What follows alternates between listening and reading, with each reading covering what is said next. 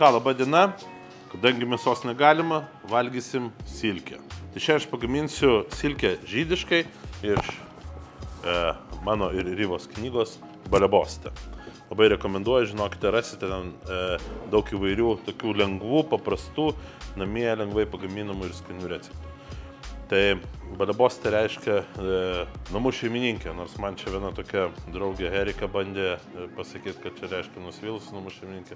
Iš tikrųjų tai yra namų šeimininkė Balebostė. Tai mums reikės svogūnų, pusžiedžiais juos supjaustysim. Svogūnus galite naudoti ir paprastus, baltuosius ir marinuosius, vat kaip aš šiuo atveju.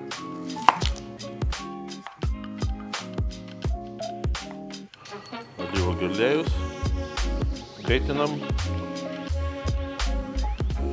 ir dedam kepti. Tai va, svogūnus pakepinu, labai svarbu, kad jie suminkštėtų, kad pakeptų šiek tiek, bet nereikia jų sukepinti absoliučiai. Sumažinu temperatūrą, imu pastą ir maišau, kad nepratirptų. Nuo šilumos suminkštėtų. Pilam cinamono, cukraus šiek tiek ir šiek tiek obuolių acto. Ir svarbiausia, ką aš visada sakau, ragaukite ir pipirų. Ir va, aš turiu šiek tiek išmirkytų razinų. Jas reikia mirkyti šiltam vandenį. Nu va, prie silkės padažas padarytas.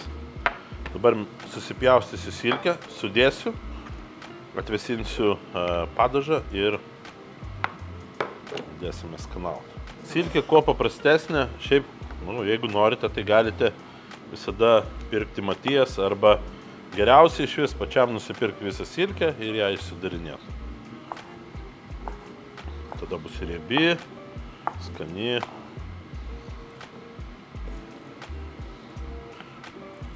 Aš esu ne kartą pasakojęs, kad silkę galiu valgyti visokiom formom, bet šitas patiekalas yra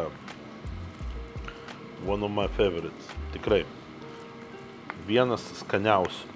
Ir galite palikti šaldytuve keliom valandom ir tada valgyti, arba galite, žinokit, iš karto įragauti, nes silkė labai gražiai susižaidžia skonis su visų padarytų padažu.